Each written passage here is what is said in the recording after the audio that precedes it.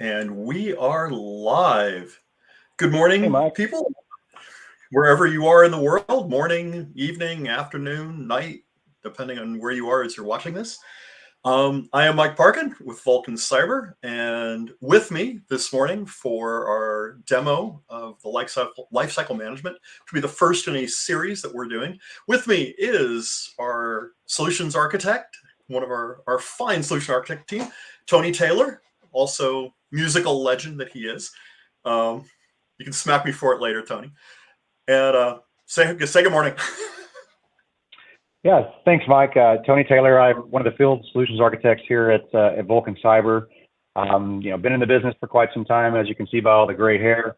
So hopefully can add some value and kind of walk you through some of the, this RBVM or risk-based vulnerability management conversation, and how we can work to avoid some of the problems that we see and that obviously are always going to continue to happen within the enterprise.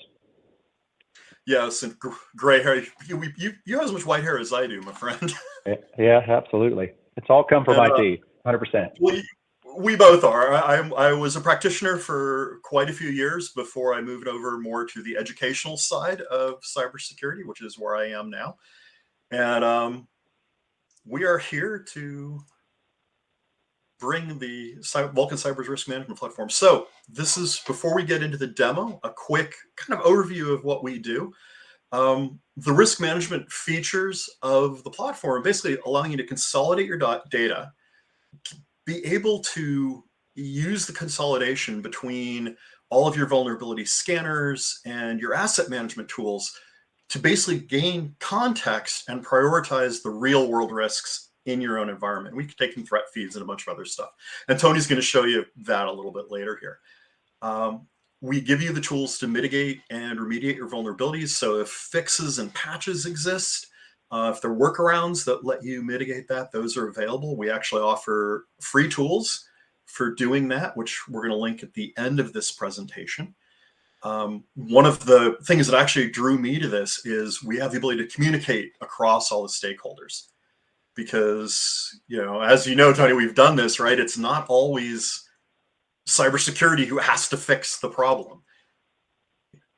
Yeah, I think if you take that general concept into account, right? The stakeholders, well, the landscape first off, the landscape's changed significantly back from 20 years ago when it was mostly infrastructure focused, and where we are today, with the DevOps and cloud configuration and all the additional threat vectors that come into play. Those have different teams, they have different business owners, different objectives, different tools. All of that comes into play. So the whole consolidate your data and be able to communicate on the outset is critical. Yeah, and I remember it when I was in information security myself, and we'd have something would come up, and it was a network issue, and we needed to get stuff deployed, but we didn't own. Never the network, Mike. Never the network. Exactly right. We didn't own it, so we had to get the network guys to actually do it. Same thing with a lot of the patch management stuff. Is we would identify the problem and we'd have to pass it out. And this is one of the things that the Vulcan Cyber platform lets people do that they may not be able to do otherwise, or the tools exist, but the tools don't necessarily talk to each other. And we provide that communication. Another aspect of it is being able to track these issues as they're being dealt with. So a new vulnerability comes up, the CVE gets released, there's actually an exploit, becomes a very high score for us, very high risk score, and you start implementing the fix, you can actually track how that fix is being implemented. And then yeah, I think finally, that's important. The remediation workflow is significant. I mean, you've got to have I think the value in this tool, again, that consolidation, the aggregation of all that to be able to consume the data both from the top down and bottom up. And remediation is one key point. As a practitioner, you've got to get to the things that matter quickly. Whereas, from that compliance or your risk discussion perspective, being able to answer the questions in the same context of that remediation. So having all that data together is huge. Yeah. And then the final, and this is something we're going to touch on a little bit later here, is being able to do reporting that's actually insightful. And this is something unique the way we present it from other tools and platforms I've seen, is that we have the ability to, you'll bring up a report, you'll bring up your report widgets, and then you can filter on what you're seeing and have it be a real-time So it almost becomes, your reporting almost becomes a dashboard capability. Very customizable, which is pretty cool. Absolutely. I think the presentation is key, right? I mean, you've got to be able to answer the questions when they're being asked. So having that in place is hugely valuable. Yes. So a moment of quick housekeeping here before I go turn this over to Tony for our demo. This is being recorded. Obviously, we're on Bright Talk. You'll be able to watch this later. You can pass it off to your friends, let them watch it later. But this is the first in a series that we're going to be doing. And in this one, we're kind of getting given overarching view of the platform. And in future editions of this, Tony and I are going to dive down into specific capabilities, specific use cases, specific verticals. If there's a vertical that, has unique challenges, and some of them have very unique challenges. Everybody has different priorities. Retail has different priorities than healthcare, for example, and financial services. We're going to dig into those so you can see these going forward, and then you'll be able to reference back to the overall one here. And then we're going to try to have a few minutes for questions at the end. I have a question there. I just got one. This is, who would we reach out to for a demo of this for management? On our website, vulcan.io, there's links, and I'm going to give you links at the end. Our final slide actually has a bunch of links to resources that you can check. So we'll get that to you. So without further ado, Tony, I'm going to turn it over to you for a screen share, and you can bring it up, and we can start on this, and I'll try to make it interactive, and I'll try to take questions on the fly as we go. And if I don't get to your question, if I don't get your question here, I will try very hard to get to it before the end. And if we run out of time, please email me, mike.parkin@vulcan.io, and I will take the question, or I'll pass it on to Tony, and we're available. You can reach us out to us on the website. So here we go. Tony, take it away. Awesome. Thanks, Mike. So, kind of keeping in the spirit of the conversation, really a significant value of a platform like this is really bringing that aggregation together. Again, I think when you think of the problem, it's a collective responsibility across the organization. So, the olden days, back when I was the guy walking in with that 500-page report, and people were locking doors and shutting windows. Today you have that same set of data that everyone can communicate and collaborate with. So being able to bring all that in is significantly powerful, so that you can answer all of those questions from that. But at a high level, what we're going to do is programmatically bring that in based on APIs and things that are out there today. So most of the common tools that we see in the industry today, your big three cloud providers, your big three infrastructure scanners, all of those tools are going to be representative of that data that you're going to bring in to have that risk-based conversation. So that's kind of step one, understanding the landscape that you have to play with, bringing all the data together such that you can have these conversations. So you plug into the tools that matter. We cover most of the things that are out there today. And where that lands us is to start to actually glean some kind of a perspective of the environment. So when I think of what we call business groups in Vulcan today, it's that customer-facing, revenue-generating thing that exists in your environment that has value to organization. There's a website that's running these particular pieces of code, running on these sets of hosts. It may or may not be running up in the cloud. I'll take the leap and say it's pretty ubiquitous today that most are.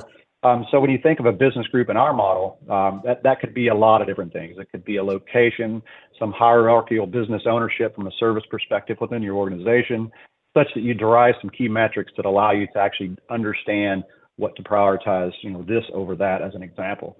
So a couple of things that we start to do is use this security posture rating, as you can see here, along with the risk mass to help determine how we answer those questions. So from a security posture rating, we're taking a couple of buckets of data in to be able to do that.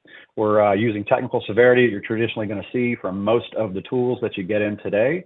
We're also using threat intelligence on top of that. So if you think of pretty much all of the feeds that are out there today, we subscribe to quite a bit of that, both open source and commercial. We also allow you to bring things like some of the commercial rated bring your own license scenarios in with that as well, such that you can add that additional context. So, those first couple of buckets in the SPR are really the industry saying these things are important and here's why, the technical severity, and then the threat intelligence on top of that.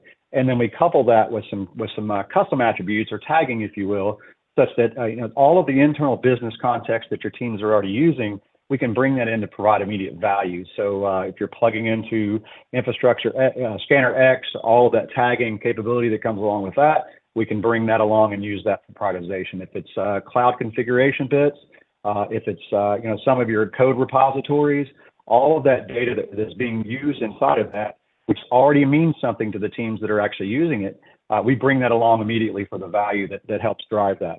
So that's really what's comprised of the security posture rating there. And it's customizable. There's a lot of ways we can, back into some very nerdy things to get to very specific criteria such that, we're focusing on the things that matter. I mean, at the end of the day, we want to get the right information to the right teams at the right time based on very specific, sets of data that mean something. If you think of the mountain of data that comes along, or the haystack, if you will, from a security risk context perspective, a lot of times, in the upper 80% probably, a lot of that data is not impactful. So you kind of want to set it aside, not discounting it or forgetting about it, but not actually using that to prioritize all the low impact type scenarios that you're going to get back from a lot of the security related scanning tools is something that you can wait to fix, whereas that revenue generating customer facing thing is something you typically wouldn't. It's usually a stop, drop and roll kind of perspective.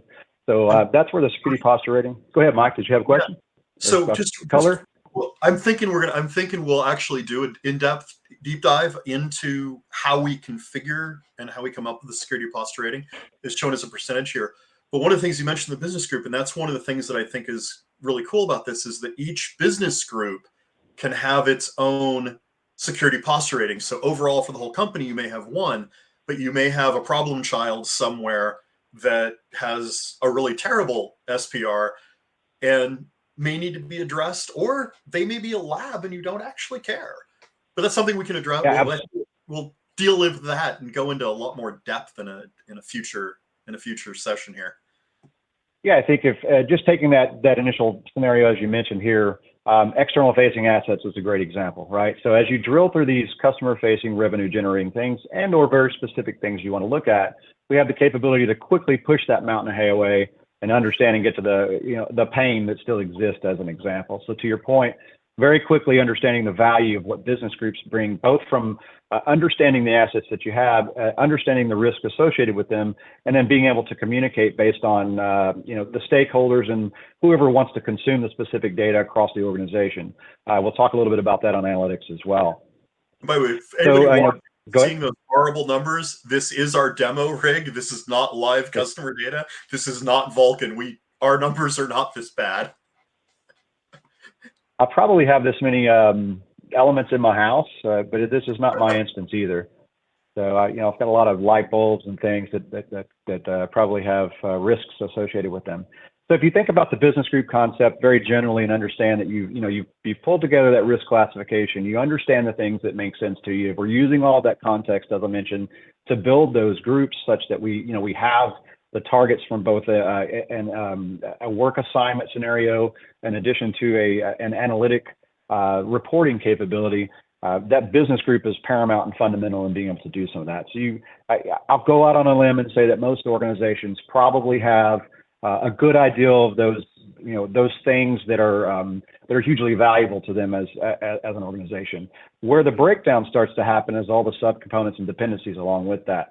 So that's where when you understand that, we've plugged all this data in, we've gone through that scenario, and now we have all the work that needs to be done. So we're looking at all the vulnerabilities. You're going to see all the necessary, the normal things you would expect to see inside of a vulnerability. We work through a component or a scenario whereby we're clustering this. So, an effort both on the asset side and the vulnerability side to actually dedupe, merge some of that criteria. So you've got multiple source, single record type of an output. So on the assets, a couple of reasons, you have, CMDB type data, you have risk-based data, bringing all that together, and then understanding that it's a single asset across those multiple records. Very similarly, on the vulnerability side, we do that as well. So from a software cluster, we can look at it a couple of different ways. We're looking basically at affected software. In general, something like this is going to drive to a different team, whereas the kernel-based vulnerability is going to drive to that. You can even go as far as thinking a lot of times, when you have OS-related infrastructure issues, there's also app stacks that sit on top of that. So a great simple example is somebody who manages Tomcat. It's usually not the infrastructure folks. It's probably some app team or somebody that's managing Tomcat in that particular space. So you can shove those vulnerabilities to the folks that matter when they, when they need to see it, albeit most folks are not going to patch specific applications in the infrastructure team, as an example. So being able to drive that very quickly is something that we could do. So when you plug into those tools, the workflows we bring into that, one thing to note is if we plug into something like a Jira ServiceNow, we own that ticket. So we understand the status of it. If the work's happening outside our band of the platform specifically, we can manage that. So they close it, they take care of it, do whatever it needs to be done to resolve and mitigate that particular problem. Subsequently, we process additional scan risk data. We see that that's been fixed. We'll go back and change the vulnerability status on our side. Subsequently, if we manage that on our end and that's resolved and someone is working from within the Vulcan platform, they can mark us done and resolve that particular vulnerability, and we'll go close the ticket. So kind of that full life cycle management scenario in the workflow piece. I mean, at the end of the day, this is where the work starts happening, and then the follow on to that is understanding how do we actually talk about it and report the data. One thing to note that I think is pretty key in our particular case is from an automation perspective. It's hugely valuable to programmatically approach this. I'll say some of the new AI chatter that's out there today, it's very smart and understands how to resolve things. So when you take automation into perspective, you already know the things that are valuable. You already know the criteria that's a stop, drop, and roll type of scenario when it happens. So why not programmatically approach that? It's very simple to come in here and do something very quick to say, I want to process data from XYZ source. In this case, we'll just pick Tenable as an example, but it could be any number of sources that have risk disposition of X, Y, and Z. Maybe it's high crits you're targeting. Maybe there's some threat intelligence that's maybe it's we want to, every time something's critical, weaponized, and remotely exploitable, we want to be able to trigger that inside this particular scenario. So every time we process data that meets this criteria, that is of whatever asset type and whatever conditions associated with it. So now then we're talking your production, maybe your critical or whatever. We quickly can build this routine in place and say, go do these things. So this becomes huge valuable to cooking with gas, so to speak, scenarios whereby we know that every time these things hit, we want to fill up email boxes and ring phones or whatever escalation process comes into play. In addition to that, understanding SLAs on top of all this, very key and fundamental of being able to have a kind of a robust, mature program. You have to have the capability to understand what's valuable. You have to have the capability to understand when these particular things get them to the right people. You have to have the capability in place to be able to track and measure what's happening. Otherwise, no program's going to I think, have any value in the organization. And then you also have to have something that carries on exceptions. At a very high level, we have a pretty robust workflow built into the tool today, such that you can build your own exception types. There isn't a program on the planet that I've ever experienced, at least in my time, that has never had the need for risk acknowledgement or waiting on business partner X or development, whatever sprint, 2 sprints out. We can't fix it until then. So you have to have that capability. So through automation, we can do a lot of things that affect that workflow and treat that. And again, I think at the end of the day, get the right stuff to the right people at the right time, leaving all this other stuff aside.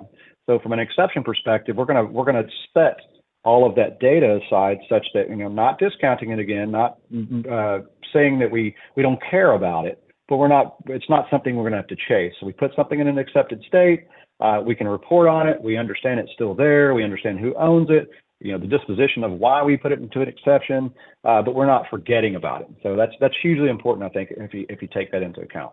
And they have automatic expirations that you can have the exception in place for a certain period of time.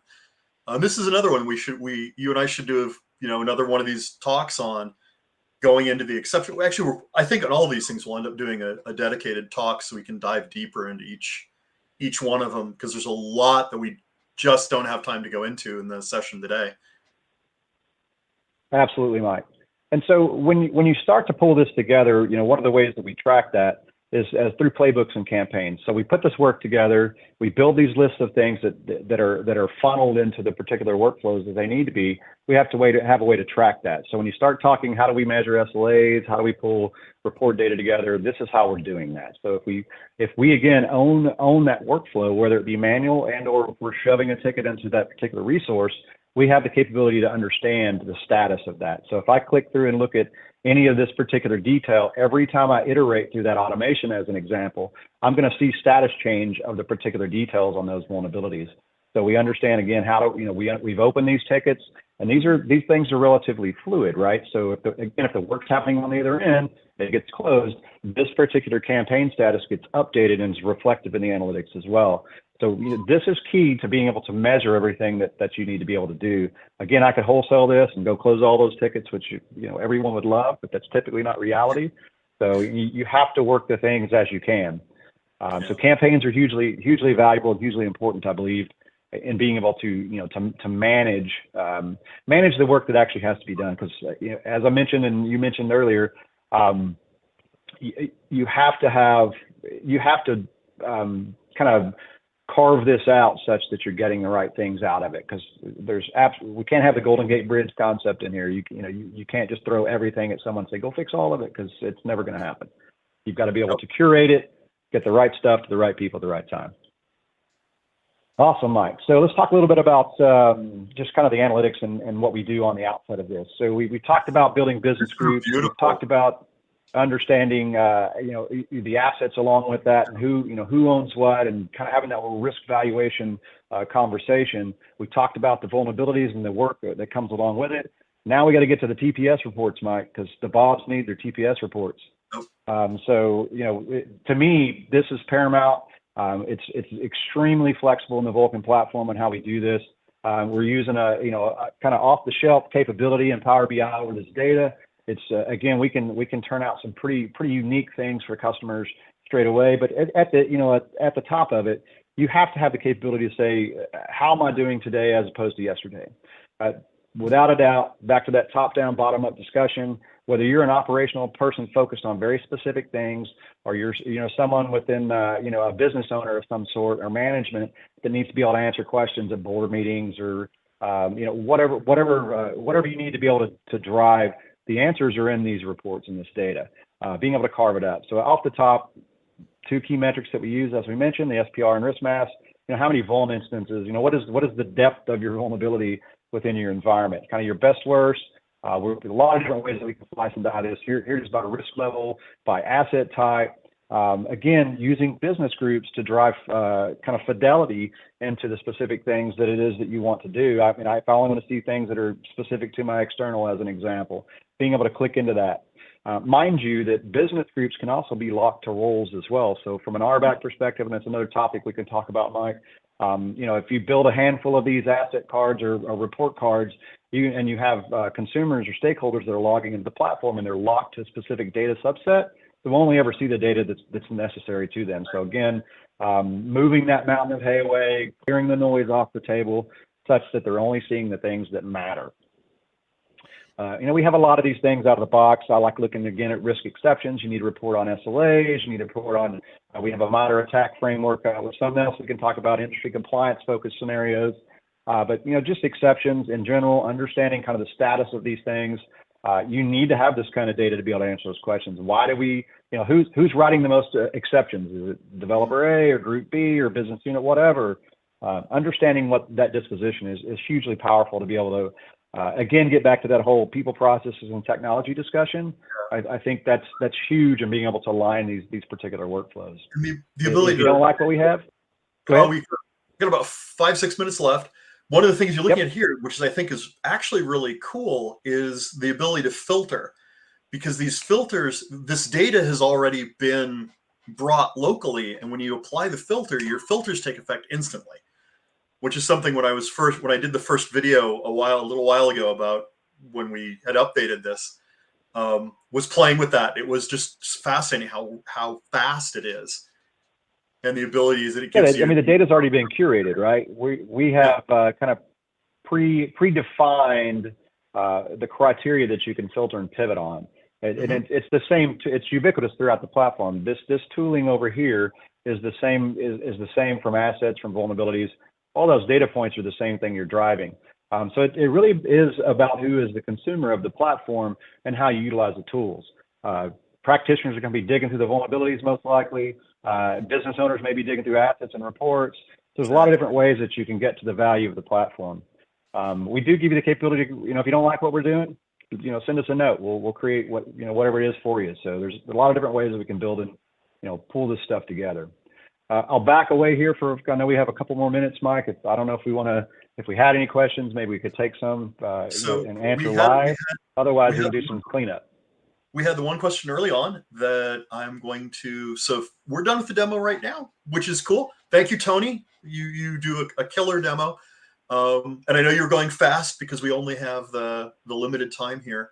And as I'd mentioned, we're going to do future sessions to this, and we'll dive deeper into the different things, partially set up from what feedback we get. So what do people want to know about? That's what we'll actually focus on next. But anyway, let me go back to, going to do the end screen share, and I'm going to go back to my slide deck and going to come up here to, once it loads. So how does this differ from Tenable SC Nessus built-in dashboard solutions that comes with a typical license? So each company who does these asset management tools or vulnerability scanners, everybody has their own dashboard, right? That's what they do. Where we provide value with our dashboard and our analytics platform is the ability to consolidate all that information. So we're getting feeds from Tenable and Nessus scans. If you have home-built tools, and this is something we'll touch on later in another session, if you have home-built tools, we can ingest that too. So if you have something that's truly unique to your environment, we can actually pull that in with something we call ConnectX. So, but if you've got all your asset scanners, you got all your vulnerability scanners, we're consolidating that for you, letting you see a vulnerability at a host or a business group level. We talked about the software clusters, that if you've got an application like Chrome or Firefox, we can look at, say, what are our browser vulnerabilities across multiple browsers, multiple platforms, multiple operating systems. So that's where we have an advantage. And admittedly, as a practitioner, you're going to go to the tool you may want to work in, but this lets you see everything in one place. I hate the single pane of glass term because it's really not that. Nothing actually is, but it lets you consolidate it and see it all at once. I've actually highlighted a couple things on our resource page here. I didn't actually specifically say where it was. We have a question up there, Mike, as well. I think you answered some of it. But. I did. I think so. Let me see. We got another question coming in. There was one about the license, which actually I'm with the demo. It's what I'm actually looking at now. So these links give you to our blog, the Voyager 18 portal. There is a link on each one of those pages out of Vulcan.io where you can sign up for our Vulcan free product, which is literally designed. It's not fully functional, but it gives you much of what you want and starts out with 30 days of full functionality, which gives you the enterprise demo. Basically, you can get your own, you can roll your own, and you can reach out to sales and contact somebody to have a demo done there. Voyager 18 is our research team. MITRE Mapper is something that I actually just did a webinar with Tal, our CSO, and one of our research engineers, earlier this week, specifically covering MITRE Mapper and VulnRx, which is our fixed database. And Tony and I will probably go into both of those on use cases and how to use them. Let's see. Could this be used for a product SOC that has an asset database of all the assets, but assets are not connected to the internet? So yes, it could. So here's an interesting thing with that. I, as a practitioner, if I'm air gap from the internet, much lower vulnerability, much lower risk because it's hard for attackers to get to it. But using either, if you have an internal scanner that is scanning that, we can take the data from that internal scanner. If you have an asset management tool that is scanning that, yes, we can certainly take that data in and display it. And as Tony was talking about the business groups, you could actually build a business group around that. My air-gapped lab becomes its own business group. So you can track everything that's happening in it, and then either have a blanket exception that you don't really worry because it's air-gapped, or at the very least, set your prioritization so that you're not, the fact that it's air gap reduces the priority. Hopefully that answers your question. If you need more detail, please reach out to me. So I think we are good on questions right now. Don't see any other active questions coming in. We are just past our 30 minutes. People watching, thank you very much for watching this. We will have upcoming ones. Tony and I will be doing these every few weeks. So we're going to be doing a fresh one. What topic we cover next, what focus we place on it, will partially depend on what feedback we get from the people who watch it, and from any email or feedback we get through LinkedIn or social media or Twitter or wherever it comes in from. So thank you very much for watching. And Tony, always fun. We will do this again in a few weeks. Absolutely, with another. Mike. And appreciate the time, and hope everyone found this valuable. Indeed. Everyone, have a great rest of your day.